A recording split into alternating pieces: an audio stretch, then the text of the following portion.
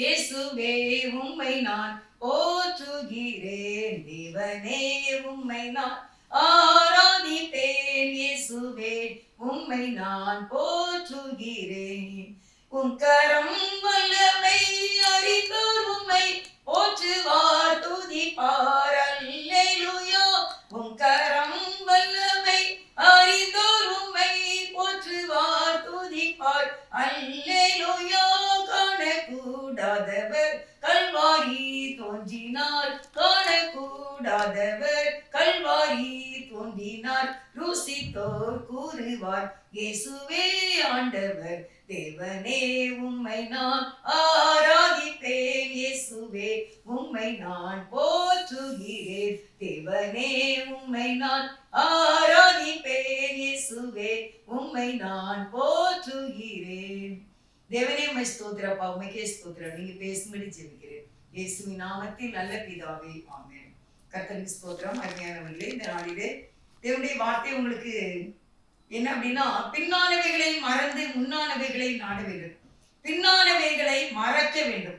அநேகர் தன்னுடைய வாழ்க்கையிலே பின்னானவைகளை ரொம்ப யோசித்து, அது ஒரு வலை போல, ஒரு நெட்டுக்குள்ள, இப்ப நம்ம எலியை பிடிக்கிறோம், அதுக்கு ஒரு கருவி, அதுக்குள்ள என்ன சொல்லியிருப்பாங்க, ஒரு தேங்காய உள்ள வச்சிருப்பாங்க, சுட்டு இல்ல கருவாடு சுட்டு அந்த இதுக்குள்ள வச்சிருப்பாங்க. பார்த்துக்கோங்க, என்ன செய்யும், அப்படியே அந்த கருவாடு அப்படியே உள்ள ஆடிட்டு கிடக்கும்.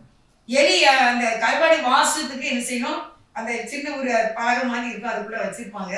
இது உள்ள போய் அந்த கருவாடை கடிச்ச உடனே இந்த மேலே நிற்கிற கொண்டியை தான் அந்த கதவுல இந்த கொண்டி போட்டுப்பாங்களா, இது இழுத்த உடனே இந்த கதவு மூடிடும். மூடினோடனே இப்போ எலி என்ன செய்திடும், உள்ள மாட்டிக்கிடும். கருவாடையும் திங்க முடியாது, ஏன்னா அதுக்கு பயம் வந்துடும்ல. கருவாடையும் திங்க முடியாது, வெளியே வர முடியாது. அது ஒரு நெட்டு, அது ஒரு வலை. இப்போ என்ன செய்வாங்க, எலியை பிடிக்க வைக்கிறவங்க அதுக்குள்ள நல்லா சூடா கொதிக்க கொதிக்க வெந்நீர் வைப்பாங்க. பார்த்துக்கோங்க, வெந்நிய வச்சுட்டு அந்த வெந்நிய எலி பிடிச்ச அந்த கறி மேல அது மேல அப்படியே ஊத்துவாங்க. ஊத்துன உடனே இந்த கருவாடை தின்னுகிட்டு இருந்த எலி அப்படியே அந்த வெந்நிய ஊத்த ஊத்த கொதிக்க கொதிக்க ஊத்தும் போது அப்படியே செய்திரும், டெத் ஆயிடும். அதுக்குள்ளே இப்படி செத்துரும். திருப்பி தான் குண்டு குப்பையில போடுவாங்க. ஏன்னா அது திறந்து வெளியே விட்டாலும் திருப்பியும் யார் வீட்டுக்குள்ள போகும். அதனால இப்படிதான் செய்வாங்க. சில பேர் என்ன செய்வாங்க அப்படின்னா, நல்ல கொதிக்கிற தண்ணியை வாளியில வச்சு கருவியோட அந்த உயிரோட இருக்கிற எலியோட அப்படியே முக்கி வச்சுட்டு மூடி வச்சிருவாங்க. அப்படியே உள்ள செத்துக்கும். நெட்டு, அதுக்கு அது வலை. அதே போலதான் இன்னைக்கு வாழ்க்கையில நிறைய பேர் நம்ம கடந்த காலத்துல உள்ள பிரச்சனைகளை இப்படி ஒரு வலைக்குள்ள மாட்டுற மாதிரி மாட்டிக்கொண்டு இருக்கிறீர்கள். இதனால ஒரு பிரயோஜனமும் கிடையாது. அதனாலதான் பவுல் எழுதியிருக்காரு, பின்னானவைகளை மறந்து. நீங்க பின்னால நடந்தத, பின்னால உள்ள காரியங்களை நீங்கள் மறக்க வேண்டும். அதையே நீங்கள் யோசித்துக் கொண்டிருந்தால் அதனால் உங்களுக்கு பயன் இல்லை என்று சொல்லி வேதம் சொல்லுகிறது. அதுக்கு ஆதாரமாக பிலிப்பியர் 3வது அதிகாரம் 13வது வசனம் உங்களுக்கு வாசிக்கிறேன். சகோதரரே, அதை பிடித்து கொண்டேன் என்று நான் எண்ணுகிறதில்லை. ஒன்று செய்கிறேன், பின்னானவைகளை மறந்து முன்னானவைகளை நாடி.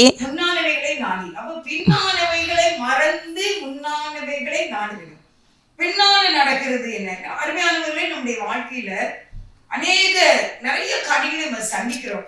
இப்ப எனக்கு 65 வயசுக்கு மேல ஆயிடுது. என்னுடைய வாழ்க்கையில எவ்வளவு தோல்வியான சம்பவங்கள், எவ்வளவு கண்ணீரின் பாதைகள், பலவீனங்கள் வாழ்க்கையில எல்லாமே நடந்திருக்கும். ஆனா நான் இதையே நினைத்து கொண்டு இருக்கக்கூடாது. அதான் பின்னானவைகள். அதையெல்லாம் மறந்து நம்ம முன்னால ஒரு காரியம் நான் சொல்லுவேன், அந்த முன்னானவைகளை நோக்கி தான் வர வேண்டும். பின்னானவைகளை மறக்க வேண்டும். நம்ம அதை நினைச்சு அழுது கொண்டோ கவலைப்பட்டு கொண்டோ இருக்கக்கூடாது. அப்படின்னு தான் வேதம் நமக்கு திருப்பி சொல்லுகிறது. தோல்வியை சந்திக்கிறோம், அவைகளை மறக்க வேண்டும். அதுக்குள்ளே நீங்க கடந்தீங்கன்னா ஒரு மலையாக மாறி நம்ம அதனை சிக்க வைத்து அப்படியே அழித்து விடும். ஆதியாகமம் 41வது அதிகாரம் 51. யோசேப்பு என் வருத்தம் யாவையும் என் தகப்பனுடைய குடும்பம் அனைத்தையும் நான் மறக்கும்படி தேவன் பண்ணினார் என்று சொல்லி மூத்தவனுக்கு மனசே என்று பெயரிட்டான். யோசேப்பு நிறைய கஷ்டப்பட்டார். எல்லாருக்கும் இந்த வசனம் தெரியும் சொல்ல முடியாது. ஓரளவு நம்ம வேதத்தை படிச்சிருக்கிறவங்களுக்கு தெரியும், சண்டே கிளாஸ்ல உள்ள பிள்ளைங்களுக்கு தெரியும். முதலாவது ஆண்டவரை அறிந்த பெற்றோருடைய வீட்டிலே பிறந்தவர்களுக்கு நன்றாக தெரியும். ஆனால் வேறு மார்க்கத்தில் இருந்து வந்தவர்கள், படிப்பறிவா இல்லாமல் வந்தவர்கள், அவர்களுக்கு இதை நான் தெளிவாக சொல்லும்படி இந்த செய்தி எடுத்திருக்கின்றேன். பழைய பாடம் இருந்தாலும் ஏன்னா அநேக கிராமங்களிலே இந்த கிராஸ் டிவி ஒளிபரப்பாகின்றது. சின்ன சின்ன குட்டி கிராமங்களிலே படிப்பறியாதவர்கள், எழுத தெரியாதவர்கள் இந்த செய்தி கேட்கின்றார்கள். கேட்டு எனக்கு போன்ல கூப்பிட்டாங்க, இப்படி இன்னைக்கு இதை பேசுறீங்க, அருமையானவர்களே நீங்க ஆச்சரியப்படுவீங்க. படிக்காதவங்களா இருப்பாங்க, அவங்கள நேரில்லாம் நான் பார்த்துருக்கேன். கிராஸ் டிவில பல ஊழியத்துக்கு வந்திருப்பாங்க, உபாசம் கொடுத்துக்கு. பாத்தீங்கன்னா ஒண்ணுமே தெரியாத படிப்பில்லாதவங்க இருப்பாங்க பார்த்துக்கோங்க. ஆனா பாத்தீங்கன்னா மெசேஜ் அப்படியே சொல்லுவாங்க. நான் எப்படி நோட்டில் எழுதி இப்போ உங்க முன்னால ரெக்கார்டிங்ல சொல்றேனோ, இந்த செய்தியை டிவியில கேட்டுட்டு அப்படியே எனக்கு சொல்லிடுவாங்க. எனக்கு ஆச்சரியமா இருக்கும். சில பேர் இப்படிதான் கொஞ்சம் படிச்சிருப்பாங்க போல, அவங்க கேட்பாங்க, ஏமா இந்த வசனத்துக்கு இந்த அதிகாரம் நீங்க சொன்னீங்கல்ல, இந்த அதிகாரம் எந்த இதுல இருக்கு, இந்த வசனம் எந்த அதிகாரத்துல இருக்குன்னு நான் கேட்பாங்க. அந்த அளவுக்கு கவனமாக கேட்கின்றார்கள். அதனாலதான் இன்னைக்கு இந்த பழைய ஏற்பாடு உபதேசத்துக்கு வந்திருக்கேன். யோசேப்பு எல்லாருக்கும் தெரிஞ்சதா இருக்கு, உங்களுக்கு தெரியாத அநேக மக்கள் இருக்கின்றார்கள். அவங்களுக்கு இதை சொல்றேன், உங்களுக்கும் சொல்றேன். வருத்தம் யாவையும் என் தகப்பனுடைய குடும்பம் அனைத்தையும் நான் மறக்கும்படி தேவன் பண்ணினார் என்று சொல்லி மூத்தவனுக்கு மனசே என்று பெயரிட்டார். வருத்தம் யாவையும் மறக்கும்படி செய்தார்.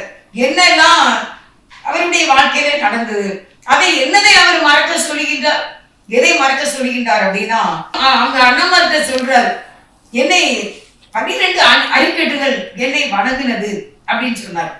உடனே அவங்களுக்கு என்ன செய்துட்டு கோபம் வந்துச்சு. அம்மா கிட்ட சொன்னார், சூரியனும் சந்திரனும் என்னை வணங்கினது அப்படின்னாரு. அப்பாவுக்கு ரொம்ப கோபம், கடிந்து கொண்டார் அப்படின்னு எழுதியிருக்கு. ரொம்ப கோபப்பட்டார்.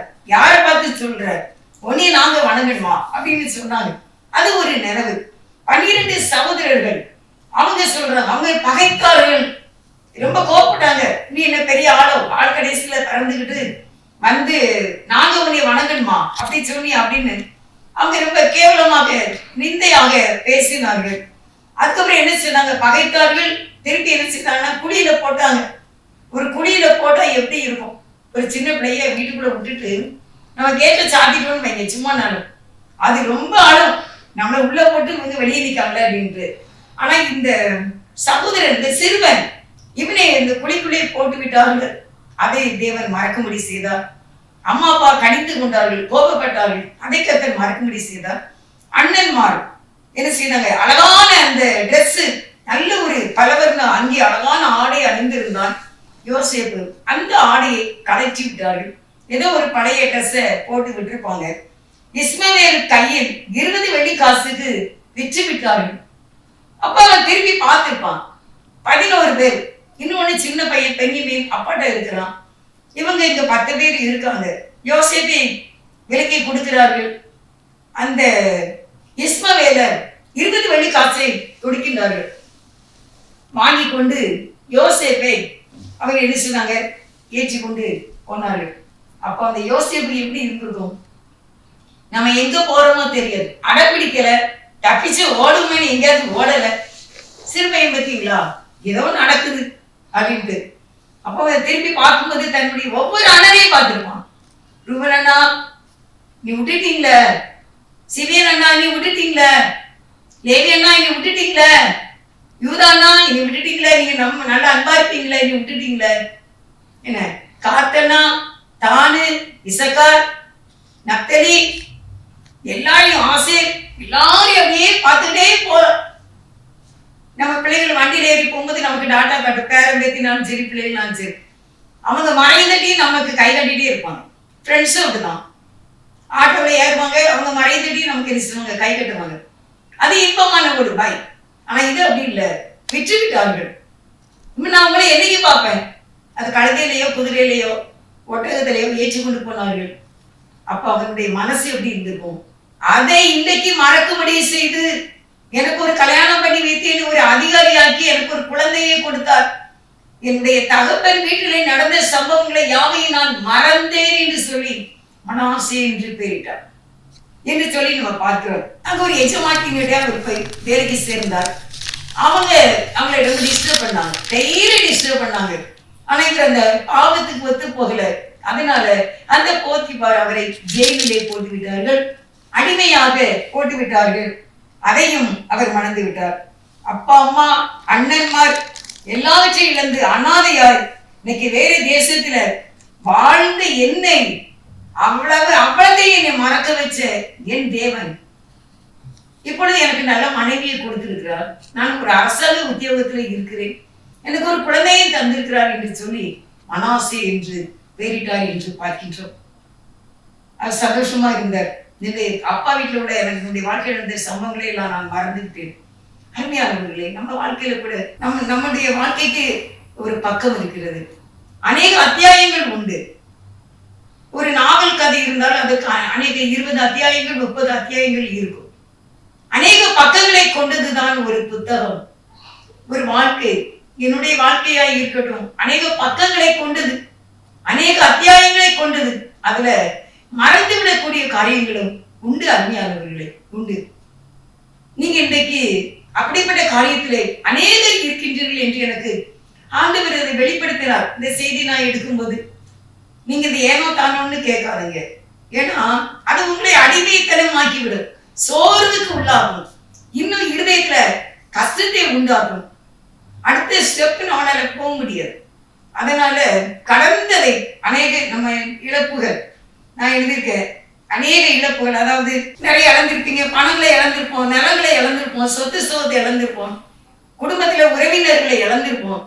அதையெல்லாம் நம்ம நினைவுகளை வைத்துக் கொண்டு இந்த காலத்துல நம்ம கஷ்டப்படக்கூடாது.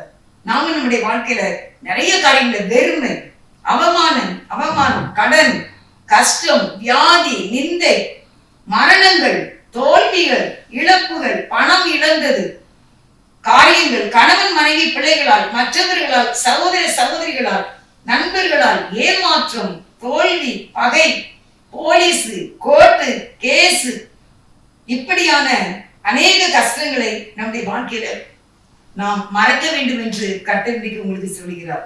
உங்களிடம் கர்த்தர் பேசிக் கொண்டு இருக்கின்றார். நீங்கள் அதையெல்லாம் மறக்க வேண்டும் என்று. ஒரு வீட்டுக்குள்ள திடீர்னு தண்ணி வந்து விட்டது, மழை நேரம். அந்த சகோதரி கட்டில உட்கார்ந்துருக்காங்க. டிவி மேல அவங்களுடைய அழகான வளர்க்கின்ற ஒரு பூனை அந்த டிவி மேல உட்கார்ந்துருக்கு. அப்ப இவங்களால ஒண்ணும் செய்ய முடியல. தண்ணி பின்னால இருந்தும் முன்னால இருந்து வீட்டுக்குள்ள இருந்து மலைமலைன்னு ஏறிக்கிட்டு இருக்கு. என்ன செய்ய தெரியல. பூனையை பார்த்து குதிச்சு வாங்காங்க, வரமாட்டேங்குது.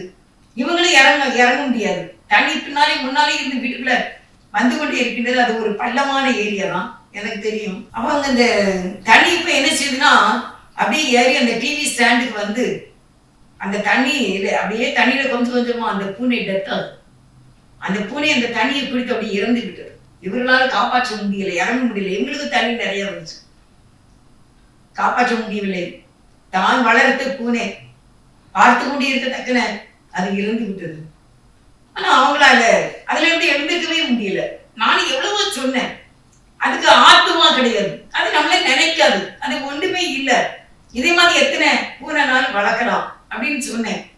ஆனா அவங்களால முடியல, என்னால முடியலையே, என் கண் முன்னால இந்த பூனை இறந்துட்டேன் அப்படின்னு சொல்லி ரொம்ப காலமா அவங்க ஸ்டேட்டஸ்ல எல்லாம் அந்த பூனை தான் இருக்கும். அவங்களுடைய வாட்ஸ்அப்ல அவங்க பேருக்கு கீழே அந்த பூனை தான் இருக்கும். போட்டோ எடுத்து அந்த ஸ்டேட்டஸ்லயும் வாட்ஸ்அப்லயும் ரொம்ப நாளா வச்சுக்கிட்டே இருந்தாங்க. இதையே நீங்க நினைச்சா கர்த்தருடைய வருகையிலே நீங்கள் போக முடியாது. இயேசு கிறிஸ்துவை நீங்கள் ஏற்றுக்கொள்ள வேண்டும். இயேசு கிறிஸ்துவுக்குள் வாழ வேண்டும். அவரையே நினைக்க வேண்டும். ஆண்டவருடைய மரணத்தையும் உயிர்த்தெழுதலையும் நினைவு கூறுங்கள். அப்படியானால் அவருடைய ராஜ்யத்துக்கு போகலாம். அவர் நம்மை நினைத்து கொண்டு இருக்கின்றார். அவர் நம்மை விசாரித்துக் கொண்டு இருக்கின்றார். நமக்கு துணையாக நம்முடைய பக்கத்திலே இருக்கிறார். ஒரு பூனையோ ஒரு நாயோ நமக்கு அப்படி இருக்காது. அதுக்கு ஆத்மா கிடையாது, அது அப்படியே பெயர், அவ்வளவுதான். ஆனா நம்மை நினைத்து கொண்டே இருக்கின்ற தேவனாகிய கர்த்தரை நாம் நினைக்க வேண்டும். கடந்ததை நினைத்து கலங்க கூடாது, அது நடந்ததை மறந்து விட வேண்டும். அதனால அவங்க பிரேயர் மீட்டிங் வரல, ஆலயத்துக்கு போகல, திருவிருந்து எடுக்கல, வெளியே ஃபங்க்ஷனுக்குலாம் போகல. அப்படியாக ரொம்ப கஷ்டப்பட்டு வாழ்ந்து வந்தார்கள். இன்னைக்கு நம்ம வாழ்க்கையில கூட இப்படியான ஏதோ தேவையில்லாத ஒரு கவலையிலே நீங்கள் இருக்கின்றீர்கள். ஆண்டவர் சொல்கிறார், இன்றைக்கு நீங்க தேவனுடைய சமூகத்திலே வைத்து விடுங்கள். கர்த்தர் உங்களுக்கு ஒரு புதிய காரியம் செய்வார். கடந்ததை நீனை கலங்காதே, நடந்ததை மறந்து விடு. கடந்ததை நினைத்து கலங்காதே, நடந்ததை மறந்து விடு. கர்த்தர் புதிதன செய்திடுவார், இந்தே நீ காண்பாய், இந்தே நீ காண்பாய். கடந்ததை நினைத்து கலங்காதே, மறந்து விடு, கர்த்தர் புதிய காரியம் செய்வார், இன்று நீ காண்பாய். நீங்கள் கடந்த காலத்தில் உள்ள பலவிதமான காரியங்கள், மரணங்கள், ஏமாற்றங்கள், தோல்விகளை தயவு செய்து நினைக்காதீர்கள். கர்த்தர் உங்களுக்கு ஒரு புதிய காரியத்தை செய்ய அவர் வலிமையுள்ளவராக இருக்கின்றார். இன்னும் நீங்க இந்த நெட்டுல கிடப்பீங்க, இந்த வலையில கிடப்பீங்க, இந்த எரி மாட்டின மாதிரி மாட்டிக்கிடாதீங்க, உடனே வெளியே வந்துவிட வேண்டும் என்று கர்த்தர் கூறுகிறார். இரண்டாவது பாயிண்ட் உங்களுக்கு பிலிப்பியர் 3:13. பின்னானவைகளை மறந்து முன்னானவைகளை நாடி கிறிஸ்து இயேசுவுக்குள் தேவன் அழைத்த பரம அழைப்பின் பந்தய பொருளுக்காக இலக்கை நோக்கி தொடர்கிறேன். என்ன செய்யணும்? நீ பின்னானதை மறக்க வேண்டும், முன்னானதை நாட வேண்டும். முன்னானது என்ன? அதை நாடி தேட வேண்டும், இலக்கை நோக்கி தொடர வேண்டும். எதற்காக நான் பிடிக்கப்பட்டேனோ அப்படி சொல்றார் பிலிப்பியர் 3:14. என்னுடைய இலக்கை நோக்கி நான் தொடருகிறேன். நான் எதற்காக பிடிக்கப்பட்டேனோ அதையே தொடருகிறேன். அவர் என்ன சொல்றார் அப்படின்னா 3:10 பிலிப்பியர் 3:10.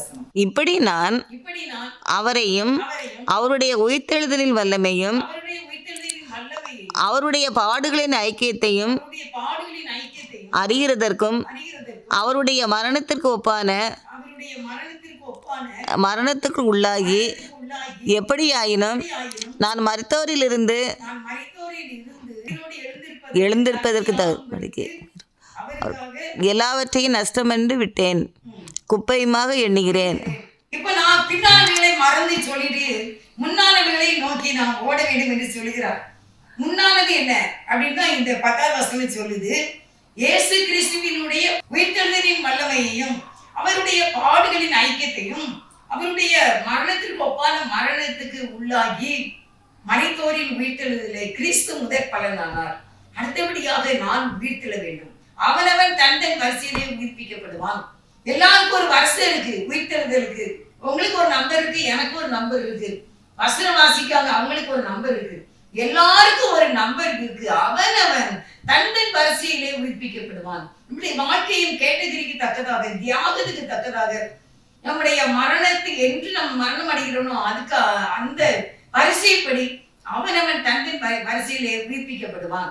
அந்த உயிர்த்தெழுதலுக்கு நான் பங்குள்ளவன் ஆகும்படிக்கு பின்னானவர்களை நான் மறக்கின்றேன். மறந்து இன்மை என்ன, அடுத்து என்ன, என்ன செய்தா இன்மை நான் என் தேவனோடு கூட வாழ முடியும் அப்படிங்கிற அந்த நோக்கத்திற்காக நான் வாழ வேண்டும். அதனால்தான் நான் என்ன செய்யறேன், நான் முன்னானவைகளை நோக்கி நான் ஓடிக்கொண்டு இருக்கின்றேன், பின்னானதை மறந்து முன்னானதை நோக்கி நான் ஓடிக்கொண்டு இருக்கின்றேன் என்று அவர் சொல்கிறார் ஆசையாய். அடுத்த வசனத்தை பாருங்க 14. கிறிஸ்து இயேசுக்குள் தேவன் அழைத்த பரம அழைப்பின் பந்தய பொருளுக்காக லக்கை நோக்கி தொடர்கிறேன். லக்கை நோக்கி தொடர்கிறேன். எண்ணிக்கையும் 4:7. நல்ல போராட்டத்தை போராடினேன், ஓட்டத்தை முடித்தேன், விசுவாசத்தை காத்து கொண்டேன். இது முதல் நீதியின் கிரீடம் எனக்காக வைக்கப்பட்டிருக்கிறது. நீதியுள்ள நியாயாதிபதியாகிய கர்த்தர் அந்நாளிலே அதை எனக்கு தந்தருள்வார். எனக்கு மாத்திரமல்ல, அவர் பிரசன்னமாகுதலை விரும்பும் யாவருக்கும் அதை தந்தருள்வார். முன்னானதை நாடுகிறேன். எதை நான் முன்னானதை நாடுகிறேன் அப்படின்னு சொன்னா, நீதியின் கிரீடம், நல்ல போராட்டத்தை நான் போராடுகிறேன். எனக்கு மேலாக பிரச்சனைகள் வருகிறது, பாடுகள் வருகிறது, உபத்திரங்கள் வருகிறது.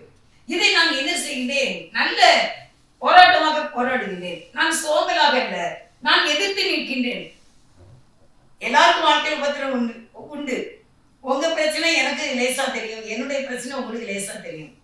ஆனா யார் யார் என்னென்ன கஷ்டம் அனுபவிக்காங்களோ, என்ன துன்பத்தை அனுபவிக்காங்களோ அவங்களுக்கு தான் அதனுடைய கஷ்டம் தெரியும். ஒருத்தருடைய வயிறு வலி இன்னொருக்கு எப்படின்னு தெரியாது, ஒருத்தருடைய தலைவலி இன்னொருத்தருக்கு தெரியாது. ஆனா தேவன் அறிவார். அதனால இவர் சொல்றாரு, நான் அந்த பின்னானதை மறந்து முன்னானது எனக்கு என்ன இருக்குங்கிறத பார்த்து நான் நல்ல போராட்டத்தை போராடி விசுவாசத்தை காத்து கொண்டேன். அப்ப இந்த பின்னானதை மறந்து முன்னானதை நாம் நாட வேண்டும் என்றால் எதை நாம் செய்ய வேண்டும், விசுவாசத்தை காத்துவிட வேண்டும். நமக்கு ஒரு விசுவாசம் இல்லாம நீங்க இந்த உலகத்துல வெற்றியாக வாழவே முடியாது. அருமையானவர்களே, எப்படியாயினும் நம்ம தேவன் மேல நம்பிக்கை வைத்துதான் ஆக வேண்டும். உங்களுக்கு சூழ்நிலை எப்படி இருக்கோ தெரியாது, சூறாவளியாக இருக்கலாம், கடு காற்றாக இருக்கலாம், நெருக்கமா இருக்கலாம், வாழ முடியாது இருக்கலாம், இப்பவுமே இறந்துடணும்னு இருக்கலாம். ஒன்று தற்கொலை செய்து செத்துடணும், இல்லைன்னா கடவுளை நீ எடுத்துக்கோங்க, நான் எதுக்கு இருக்கணும், தன்னையே நொந்து விளக்கூடிய சூழ்நிலையில நீங்க இருந்தாலும் நீங்க ஒன்னே ஒண்ணு செய்யணும், ஜெபம் செய்யணும். ஆண்டவரே உங்களுக்கு ஸ்தோத்திரம். அந்த கிருபை மட்டும் உங்களுக்கு கிடைச்சதுன்னா நீங்க வெற்றியுள்ள வாழ்க்கை வாழ்வீர்கள். வேற எதுவும் செய்ய முடியாது. நீங்க ஜெபித்தாதான் பிழைப்பீர்கள். ஜெபம் தான் ஜெயம். அதை செய்வதற்கு காசு பணம் கிடையாது. இறைவனை நோக்கி கூப்பிட வேண்டும். ஏராளமான வாக்குத்தத்தங்களை கொடுத்திருக்கிறார். ஆபத்து காலத்தில் என்னை நோக்கி கூப்பிடு, நம்பிக்கையோடு கூப்பிடுங்க. மனுஷனை நம்புவதை விட்டு விடுங்கள். கர்த்தர் மேல் நம்பிக்கையா இருக்க வேண்டும். கர்த்தரையை சார்ந்து கொள்ள வேண்டும். கர்த்தரையை தேட வேண்டும். கர்த்தரே எனக்கு எல்லாமே என்று சொல்ல வேண்டும். நீர் மாத்திரம் போதும், நீர் மாத்திரம் போதும், நீர் மாத்திரம் போதும் எனக்கு, நீர் மாத்திரம் போதும், நீர் மாத்திரம் போதும், நீர் மாத்திரம் போதும் எனக்கு. அடுத்த ஸ்டெப் என்ன? அடுத்து நான் என்ன செய்ய வேண்டும்? பின்னானங்களை மறந்து விட்டேன், இப்போ முன்னானங்களை நோக்கி ஓடுகிறேன். அது இயேசு கிறிஸ்துவின் உயிர்த்தெழுதல். அவருடைய பாடுகளுக்கு நான் ஐக்கியப்படுகிறேன். அவருடைய மரணத்துக்குள்ளாக நானும் அவரோடு கூட ஒப்புரவாகின்றேன். இதுல சொல்றாரு, நல்ல போராட்டத்தை போராடினேன், நான் ஓட்டத்தை முடிப்பேன், என்று விசுவாசத்தை காத்துக்கொள்வேன். ஏனென்றால் அது அடுத்த வசனத்துல, இது முதல் எனக்காக, 8வது வசனம், இது முதல் நீதியின் கிரீடம் எனக்காக வைக்கப்பட்டிருக்கிறது. எனக்காக வைக்கப்பட்டிருக்கிறது. நீதி உள்ள நியாயாதிபதியாகிய கர்த்தர் அந்நாளிலே அதை எனக்கு தந்தருள்வார். எனக்கு மாத்திரமல்ல, அவர் பிரசனமாகுதலை விரும்பும் யாவருக்கும் அதை தந்தருள்வார். அதை தந்தருள்வார். அப்ப நம்ம என்ன செய்யணும் அப்படின்னா, நீங்க பின்னான காரியங்களை யோசித்து கொண்டு இருக்காதீங்க, அதையே நினைச்சு கவலைப்பட்டு கொண்டு இருக்காதீங்க, அதையே நினைச்சு அழுது கொண்டு இருக்காதீங்க. நீங்க ஆண்டவர்கிட்ட சொல்லிருங்க, ஆண்டவரே நான் முன்னானவைகளை நாட விரும்புகிறேன். இனிமே எனக்கு முன்னால் அடுத்த ஸ்டெப் என்ன? இதே இடத்துல நான் நின்று கொண்டு இருக்கவில்லை, இந்த கவலையிலே நான் நின்று கொண்டு இருக்க வேண்டாம், இந்த பாரத்தோட நான் நிற்க வேண்டாம், இந்த கவலையிலே நான் தோய்ந்து போக வேண்டாம், நான் முன்னானவைகளை நோக்கி ஓட வேண்டும். எனக்கு நீர் அதற்கு உதவி செய்யும் ஆண்டவரே, அதற்கு எனக்கு பலன் தாரும் ஆண்டவரே, அதற்கு எனக்கு கிருபை தாரும் ஆண்டவரே என்று நீங்கள் தேவனை நோக்கி கூப்பிட வேண்டும். உங்களுடைய சிந்தனையை கர்த்தருக்கு நேராக ஒருமனப்படுத்த வேண்டும். நீங்கள் விசுவாசத்தோடு கர்த்தரை நோக்கி கூப்பிட வேண்டும்.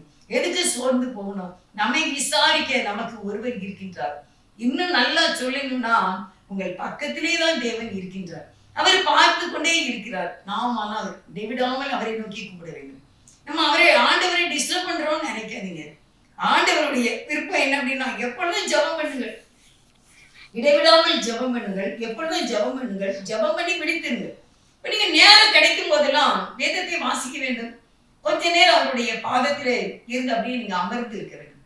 ஆண்டவரே நான் பின்னானவைகளை ரொம்ப நினைக்கிறேன், அதனால கவலைப்படுறேன், பயப்படுறேன், எதிர்காலத்தை குறித்து சோர்வடைகிறேன், நான் முன்னானவங்களை நாட வேண்டும். எனக்கு ஒரு நாள் பரலோக ராஜ்யம் உண்டு, நான் ஒரு நாள் ரகசிய வருகையில எழுந்திருப்பேன், நான் அந்த நித்திய ராஜ்யத்திலே வாழ்ந்திருப்பேன். இந்த பூமியிலையும் ஆண்டவரை என்னை ஆசீர்வதிப்பாங்க. இந்த கஷ்டம் எனக்கு நிரந்தரம் இல்லை, நான் எப்படியாவது என்னுடைய வாழ்க்கையில முன்னேறுவதற்கு ஆண்டவர் எனக்கு உதவி செய்வார் என்று நினைக்க வேண்டும். அப்படிலாம் உதவி செய்யறேன்னா அந்த கிறிஸ்துவ மதம் இன்னைக்கு இவ்வளவாய் வளர்ந்து இருக்காது. எவ்வளவு பேர் அடிக்கிறார்கள், வட மாநிலங்களிலே கொள்ளுகிறார்கள், கால்களை அடித்து. ஒரு பாஸ்டர், ஐயோ கால்களை அடித்து அடித்து அடித்து அந்த கால்கள் பிரிந்து ரத்தம் வடிந்து கொண்டு இருக்கின்றது. ஆனால் அவன் அடிக்கின்றான். அவன் இருதயம் என்னதான் இருக்குது? கல்லாது. ஆனால் ஏன் இன்னும் கிறிஸ்துவ மதம் பெருகி கொண்டு இருக்கிறது? ஏன் இயேசுவின் மார்க்க வளர்ந்து கொண்டு இருக்கின்றது? ஏன் இன்னும் மைக்ரோஃபோன் வச்சு தெரு தெருவா சொல்றாங்க? ஏன் இன்னும் ஜெப கூட்டங்கள் அதிகமாக பெருகி கொண்டு இருக்கிறது? எங்க ஊர்ல எல்லாம் அங்க ஒரு ஏரியா இருக்கு பார்த்துக்கோங்க, அங்கெல்லாம் கால் தடுக்குனா சபை தான். ஒரு தெருவுகிட்ட போனா அடுத்த தெருவுக்கு போனா அங்க ஒரு ஜெப கூட்டம், அதுக்கு அங்கிட்டு போனா அங்க ஒரு சபை. இது ஒரு சின்ன கிராமம் தான். அந்த தெருவுக்குள்ள போனா அங்க ஒரு சபை, அங்க மக்கள் கூடி இருந்து ஆராதிக்கிறார்கள். கிறிஸ்துவ மார்க்கத்தை அழிக்க வேண்டும் என்று நினைத்து செயல்படுகிறார்கள். ஆனால் அது பெருகி கொண்டு இருக்கிறது. நான் இந்த ஊர்ல தூத்துக்குடியில கல்யாணம் பண்ணி வரும்போதெல்லாம் சிஎஸ்ஐ சர்ச்சுக்கு நான் நிறைய பார்த்துருக்கேன். 1-2 பெண்டிகாஸ்ட் சபை சொல்லுவாங்க. நம்ம புதுசா அந்த ஊருக்கு வந்திருக்கோம், அப்படி ரொம்ப தெரியாது, ஆனா சொல்லுவாங்க. ஆனா இப்போ அப்படி இல்லை அருமையானவர்களே. எங்க பார்த்தாலும் நீங்க எங்க போறீங்க? சபைக்கு போறேன் கேட்டா பேருது, அவங்க பேரு நமக்கு தெரியவே மாட்டேது. அன்னைக்கு ஒருத்தர் சொல்றாங்க, மகனாயும் சபைக்கு போறேன் அப்படிங்காங்க. அது எங்க இருக்கு அப்படின்னா, எங்க ஊருக்கெல்லாம் தாண்டி ஒரு சின்ன ஊருக்குள்ள இருக்கு. அங்கிட்டு பார்த்தா துணியும் கோட்டை இருக்கு அப்படிங்காங்க. அப்படி ஒவ்வொரு இடமா சொல்றாங்க. அப்படியே சபைகள் பெருகிதான் இருக்கு. ஒன்னும் கிறிஸ்துவ மதம் மார்க்கம் ஒரு நாள் குறையாது. இயேசு ஒரு நாளும் குறையவே மாட்டார். அவர் பெருகிக் கொண்டே இருப்பார். பெருக்கத்தின் ஆண்டவர் நம்மையும் பெருக பண்ணுவார். அவருடைய நாமமும் பெருகிக் கொண்டே இருக்கின்றது. அதனால்தான் சொல்றாரு, நீ பின்னானதை மறந்து முன்னானதை நோக்கி நீ ஓடிவா என்று கர்த்தர் நம்மை அழைக்கிறார். நீங்க இன்றைக்கு அப்படி நீங்க பின்னான காரியத்துல நீங்க சோர்ந்து தளர்ந்து போகாதீங்க. எப்படினாலும் தகப்பன் தன் பிள்ளையை கீழே விழும்போது கைப்பிடித்து தூக்குவது போல ஏசப்பாவும் நம்ம சோர்ந்து போகும்போது, நம்ம பயப்படும் போது, நம்ம அங்கலாய்க்கும் போது கர்த்தர் நம்முடைய பிள்ளை என்று உங்களை தூக்குவாரு. அவர் உங்களை தூக்குகிற ஆண்டவர். குழியில போட்ட யோசேப்பை உயர்த்தவில்லையா? சிறைச்சாலையிலே போட்ட சிங்கத்தின் வாயை அடைத்து தானியலை காப்பாற்றவில்லையா? அக்கினிக்குள்ளே போட்ட 3 பேரையும் ஆண்டவர் விடுதலை பண்ணவில்லையா? இப்பவும் யாரையெல்லாம் காப்பாற்றாம இருக்கின்றார்? பவுலையும் சீலாவை காப்பாற்றினார், எல்லாரையும் காப்பாற்றினார். நம்ம என்ன செய்யணும் அப்படின்னா, நாம் அவரை நோக்கி ஓட வேண்டும். 14வது வசனத்தின்படி இலக்கை நோக்கி ஆசையாய் நாம் தொடர வேண்டும் என்று வேதம் சொல்கிறது. இன்னைக்கு இந்த செய்தி கேட்கிற நீங்கள் பின்னானவைகளை மறந்து விடுங்கள். மறந்து முன்னானவைகளை நோக்கி நாம் ஓடி வர வேண்டும் என்று கர்த்தர் நம்மை கூப்பிடுகின்றார். அருமையானவர்களே, இந்த செய்தியை கொஞ்ச நேரம் நீங்க அமர்ந்திருந்து கேட்க வேண்டும். உங்களுக்கு பிடிக்காம இருக்காது, கண்டிப்பா உங்களுக்கு பிடிக்கும். நீங்க ஆண்டோடைய வார்த்தை இது, ஆசையா கேளுங்க, அதன்படி ஜீவிக்கணும்னு ஒப்பு கொடுங்க. கர்த்தர் நிச்சயமாக உங்களை வழி நடத்துவார். பரம அழைப்பின் பந்தய பொருளுக்காய் நான் லக்கை நோக்கி ஓடுகிறேன். பரம அழைப்பின் பந்தய பொருளுக்காய் நான் லக்கை நோக்கி ஓடுகிறேன். ஓடுகிறேன், நான் ஓடுகிறேன், என் இயேசுவுக்காய் நான் ஓடுகிறேன். ஓடுகிறேன், நான் ஓடுகிறேன், என் இயேசுவுக்காய் நான் ஓடுகிறேன். அல்லேலூயா, அல்லேலூயா, அல்லேலூயா, அல்லேலூயா, அல்லேலூயா, அல்லேலூயா, அல்லேலூயா, அல்லேலூயா. பரம அழைப்பின் பந்தய பொருளுக்காய் நான் லக்கை நோக்கி ஓடுகிறேன். லக்கை நோக்கி ஓடுகிறேன். பின்னானதை மறந்து முன்னானதை நோக்கி வரப்போகிற காரியங்களை, வரப்போகிற சந்தோஷத்தின் காரியங்களை விசுவாசத்தோடு நம்பிக்கையோடு எதிர்கொள்ளுங்கள். இதோ கர்த்தர் உங்களுக்கு புதிய காரியத்தை செய்வார். நம்பிக்கையாக அவரை தேடுங்கள், ஜெபம் பண்ணுங்கள், ஜெபத்தை கூட்டுங்க, வேதத்தை வாசிங்க, பின்னானதை மறங்க, முன்னானதை நாடுங்க. கர்த்தர் பெரிய காரியங்களை செய்து உங்களை ஆசீர்வதிப்பார். நேசிக்கிற நல்ல தகப்பனே, உங்களுக்கு நன்றிப்பார். நான் பின்னானதை மறந்து முன்னான இயேசுவை நோக்கி நான் ஓடி வந்து உங்களுடைய ராஜ்யத்தை பெற்றுக்கொள்ள எங்களுக்கு கிருபை தாரும். நாங்கள் நரகத்திற்கு போகவே மாட்டோம். எங்களுக்கு பரலோக ராஜ்யம் வேண்டும், எங்களுக்கு பரலோக ராஜ்யம் வேண்டும், எங்களுக்கு இயேசு வேண்டும், இயேசு வேண்டும், எங்கள் தேவன் வேண்டும். இந்த உலகத்துல நிந்தைகள், அவமானங்கள், கடன் பாடுகள் என்று விடுதலை தர வேண்டும். எங்கள் பிள்ளைகளுக்கு திருமண காரியம் நடக்க வேண்டும், குழந்தை பாக்கியங்கள் கிடைக்க வேண்டும், குடும்பங்களிலே சமாதானம் தர வேண்டும், நோய் நொடி விலக வேண்டும். ஏசப்பா, தீர்க்காயுசை கொடுங்க ராஜா. நன்றிப்பா, பாதுகாத்துக் கொடுங்க. பாவம் செய்யாதபடி இருக்க உதவி செய்யுங்க. குறைகள் குற்றங்களை மன்னிங்க. உங்களுடைய கட்டளைகளை தாழ்த்தி அர்ப்பணிக்கிறோம். நீர் மாத்திரம் போதும். இயேசுவின் நாமத்தில் வேண்டிக் கொள்கின்றேன். இனி பிறந்த நாள், திருமண நாள் கொண்டாடுகிற யாவரையும் ஆசீர்வதிக்க ஜெபிக்கின்றேன் ஜீவனுள்ள நல்ல பிதாவே. ஆமென். God bless you.